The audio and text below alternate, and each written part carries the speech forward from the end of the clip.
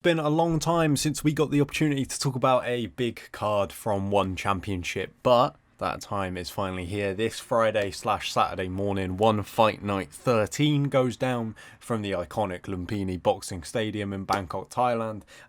Some really good matchups on this one. Been away for a little bit. It feels like it anyway. Didn't do the last one. One Fight Night 12, it just didn't feel like there was a whole lot to talk about, at least enough for a video. It ended up being a good event, but, there just wasn't a whole lot to talk about in a video, but there is quite a bit of stuff to get into on this one. Some of the fights I'm not going to talk about too much, but I think are still worth keeping an eye out for. Shanlo Mark Sangao looked good last time out. Of course, the son of the head coach over at Team Lakai, so worth keeping an eye out on him as a prospect in one championship. You've got Elias Mahmoudi taking on Edgar Tabarez. Edgar Tabarez last fought Rod Tang over in Broomfield, Colorado at One Fight Night 10, and excited to see how that one plays out. It could end up being interesting. You've got Supergirl Jarunstad taking on Christina Morales. I love watching Supergirl. That'll be a fun one.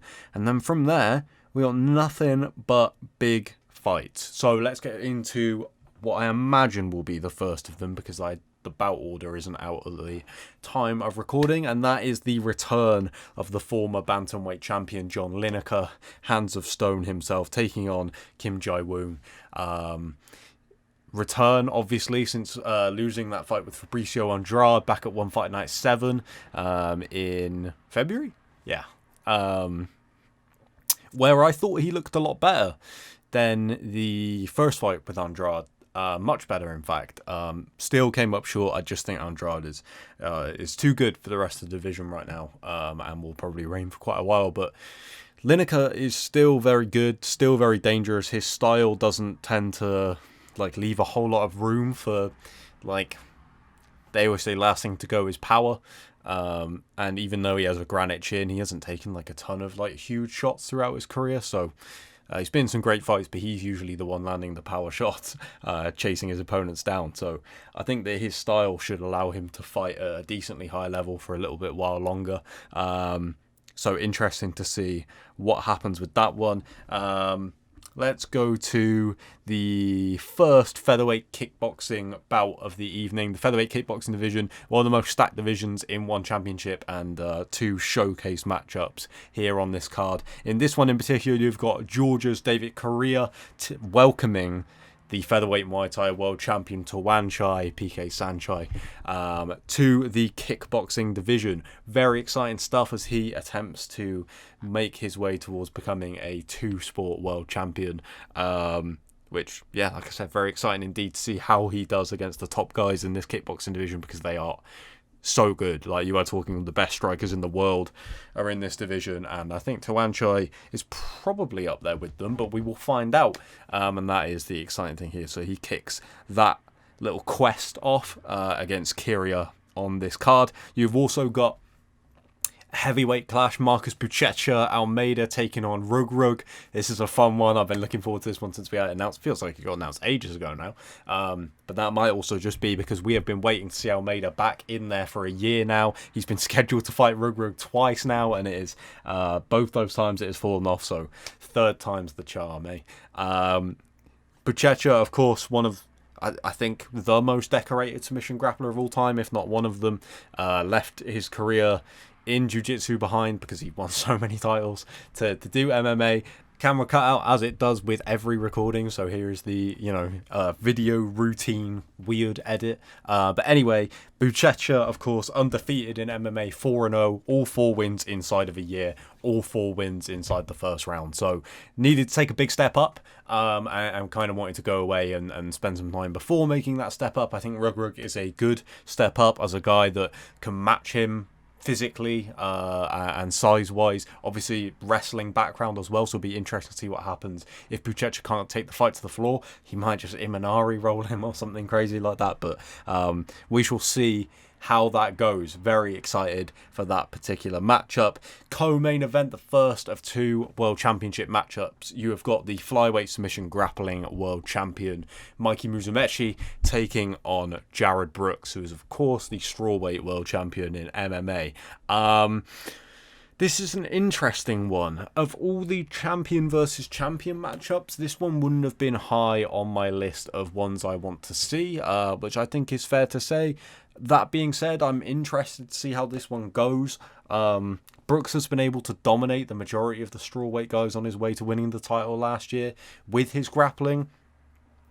And I don't know if I would consider him an elite grappler in one championship. Of course, it would be ridiculous to say he's on the level of Musumeci. That doesn't mean he can't win, of course, but we're talking about Darth Rigatoni here.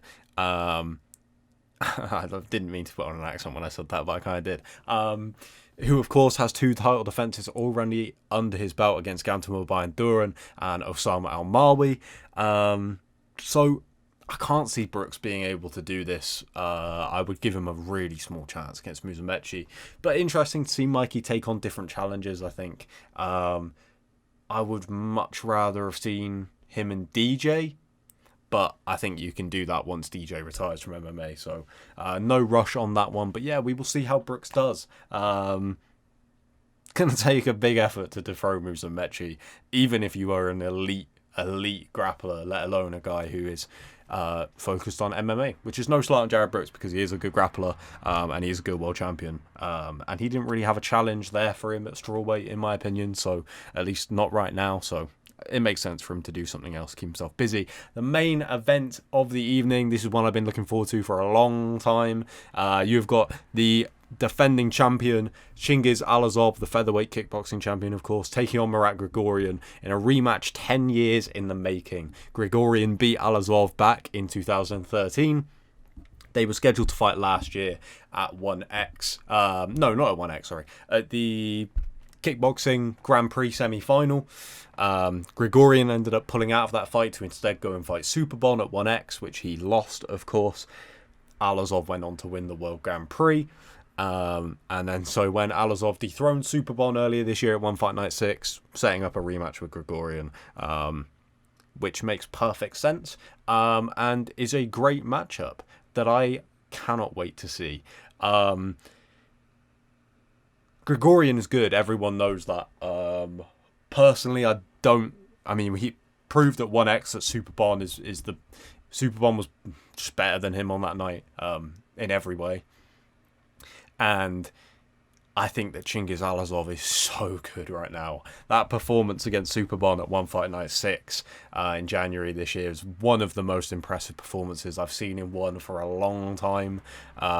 Just put pressure on him from the off and just lit him up with boxing combinations before finishing him in the second round. So I'm leaning towards Chingiz in this one because I just think he's improved so much lately. Specifically, this win streak he's on in one championship. I believe it's 4 in a row.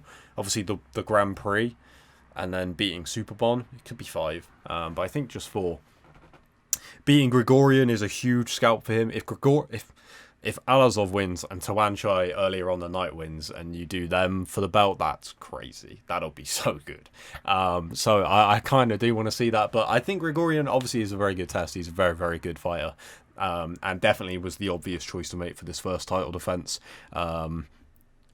It'll probably be Superbon who fights the winner of this, if we're being honest, after he rebounded. I think it was Typhon Ozcan that he head kicked. I could be wrong. That was a couple of events ago, so I could be wrong. But I think it was Ozcan that he head kicked. It was like One Fight Night 11. So yeah, stoked for the main event. Really good card. Plenty of stuff to get excited about.